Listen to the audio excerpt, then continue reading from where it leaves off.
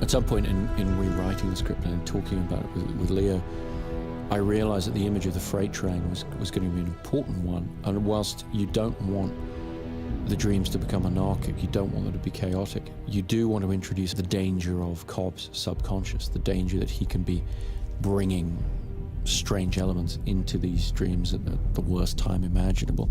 It was very much the sort of grand scale physical effect that I think can make an action film go to that next level. When I first saw in the script that there's a train driving through a downtown street, I thought this is going to be phenomenal, and I knew right away that it was going to be 90 or 100% in camera.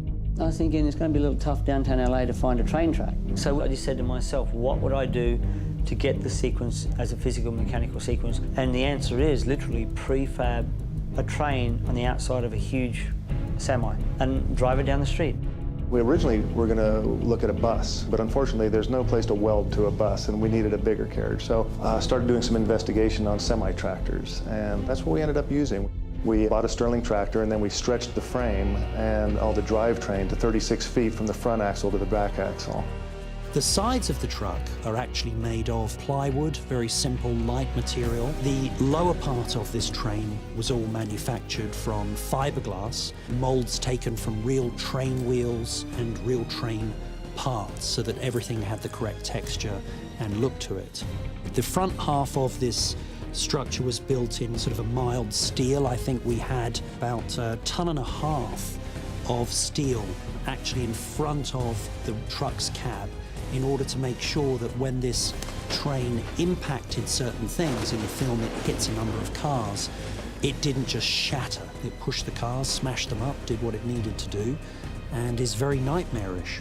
I really felt like the challenge of the scene was to try and get across the incongruity, the strangeness of the image, so that it didn't feel like a regular train crossing. One of the ways we did that is at the last minute, we ordered a lot more cars for it to smash through. You know, we had been doing one or two, and we realized we really needed to smash through a whole row of these cars. And we realized that if we could chew the pavement up with the wheels, you would notice not only are there no rails, but that actually these wheels shouldn't be running down this asphalt. And so we put it to Paul and the Dino guys at the last minute, can you add in these sort of cracks in the pavement, this kind of asphalt being churned up by the wheels. It was a last-minute addition, but they did an incredible job just putting this little bit of damage. It's a subtle thing, but it really helps you realize that the train should not be there.